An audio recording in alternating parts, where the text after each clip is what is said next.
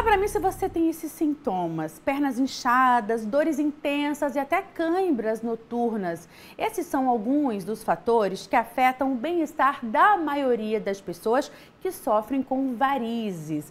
O problema tende a piorar com a chegada do verão e com calor mais intenso. A gente acabou de ver aí que tem essa possibilidade mais forte ao longo dessa semana. Na verdade, daqui para frente, né?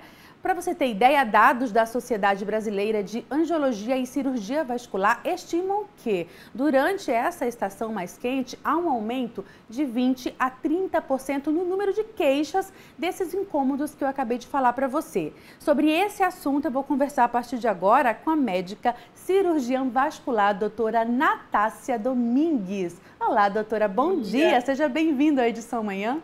Obrigada, eu que agradeço o convite. Doutora, quer dizer então que nessa época do ano, que agora pelo jeito vai esquentar de verdade, essa tendência, esse incômodo nos membros inferiores, na verdade, eles tendem a aumentar, doutora? E por que isso acontece? Isso é verdade. Então, a gente tem um agravamento dos sintomas, principalmente em pessoas que têm varizes. As varizes, por definição, já são veias que são dilatadas, tortuosas, que não estão funcionando bem. E no verão, acontece uma vasodilatação. Essas veias ficam maiores e, com isso, diminui um pouco do fluxo de sangue. O sangue fica mais lento, agravando os sintomas e podendo aumentar até o nível de complicações, como inflamação, flebites, principalmente nessas pessoas que têm varizes. Eu ia quero perguntar exatamente isso para você, porque muita gente se preocupa com a parte estética, né? Às vezes ficam ali mais dilatadas, aparece um pouco mais, a gente tende a usar roupas mais leves, mais curtas, as pernas ficam realmente de fora por conta do calor e essa parte estética acaba incomodando bastante, né? Mas quando que a gente tem também que se preocupar na questão da saúde e que complicações as pessoas podem ter se não tiverem o cuidado necessário? Então, na verdade, essas são veias doentes. A gente não pode subestimar. Talvez achar que é só um vasinho, uma veinha saltada. O ideal é procurar um cirurgião vascular para uma avaliação, principalmente se já tem uma história na família, porque tem um componente genético muito importante. E é uma doença evolutiva. Ela evolui devagar, igual você falou, pode ter complicações muito importantes se não tratadas.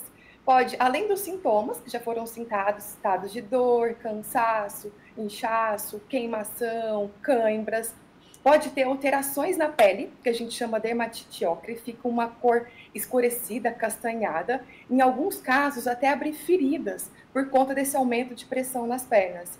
Então a gente não pode subestimar, tem mesmo uma preocupação estética, mas são veias doentes.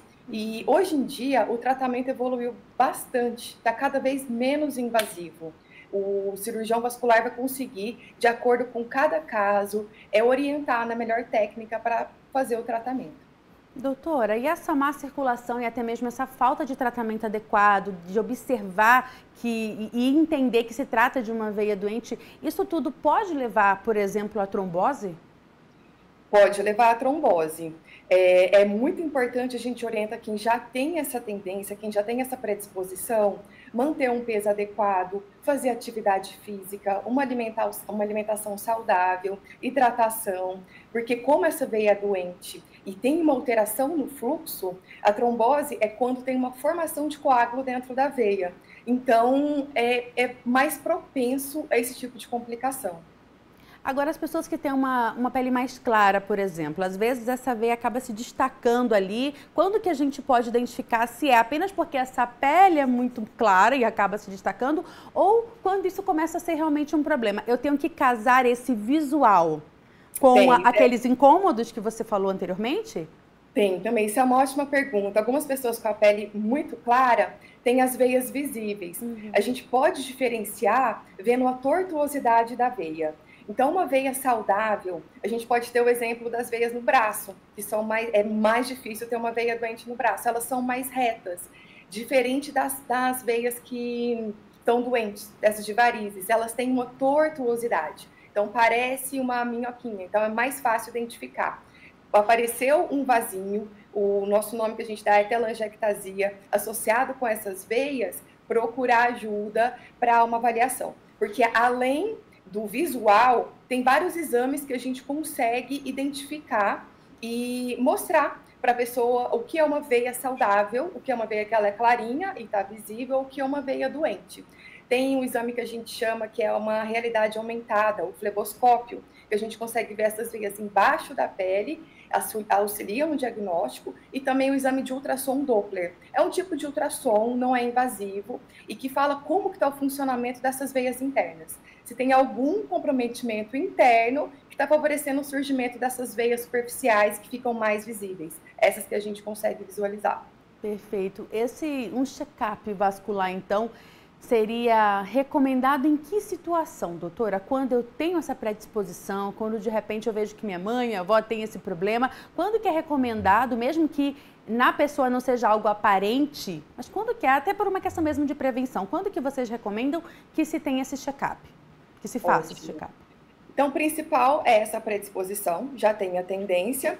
O segundo, quando já tem sintomas, dor, cansaço, inchaço, queimação, não necessariamente precisam ter as veias visíveis. Com o exame de ultrassom a gente consegue, e com esses que eu citei de realidade aumentada, acompanhar antes mesmo dessas veias ficarem mais saltadas. E no caso das mulheres, tem que tomar um pouco de cuidado a mais. Essas veias e a tendência de varizes têm influência hormonal. Então, se faz uso de anticoncepcional ou uma reposição hormonal, também é indicado procurar o cirurgião vascular para acompanhamento. Agora, quais as orientações, primeiro, para evitar o problema? A gente ouve muito falar na questão das mulheres, né? Como sempre, do salto alto, as pessoas que ficam muito tempo sentadas. Quais são as orientações que você dá para esse primeiro grupo que quer evitar o problema? E depois eu queria que você falasse um pouco também o que as pessoas que já têm o problema podem fazer para aliviar essa sensação de peso nas pernas, esse incômodo. Então, primeiro, o que a gente faz para não ter o problema, para deixar ele bem longe? O mais importante, a gente falou, é a predisposição genética. Isso não tem como a gente mudar. Teria que ter cuidado para fazer esse acompanhamento. E tem vários outros agravantes que a gente citou como o hormônio, mas você citou um ponto muito importante, que é ficar muito tempo em pé, muito tempo parado. Principalmente em alguns trabalhos, ou muito tempo sentado também. Com a pandemia, com o home office, com o computador, as pessoas ficaram mais restritas, movimentando menos. Então, é importantíssimo fazer alguma atividade física. Além disso, sedentarismo, que acaba complicando também, obesidade, então o sobrepeso, esse aumento da pressão abdominal dificulta o retorno do sangue direto para o pulmão e para o coração, então pode influenciar também no agravamento dos varizes, a obesidade. E tem várias coisas que a gente pode fazer para melhorar esses sintomas que vêm com a doença venosa, com a insuficiência venosa. Uma das coisas que é muito fácil é a meia elástica. A meia elástica auxilia muito para você usar na sua rotina, no dia a dia. Hoje em dia, elas são mais versáteis, tem vários tamanhos, várias cores.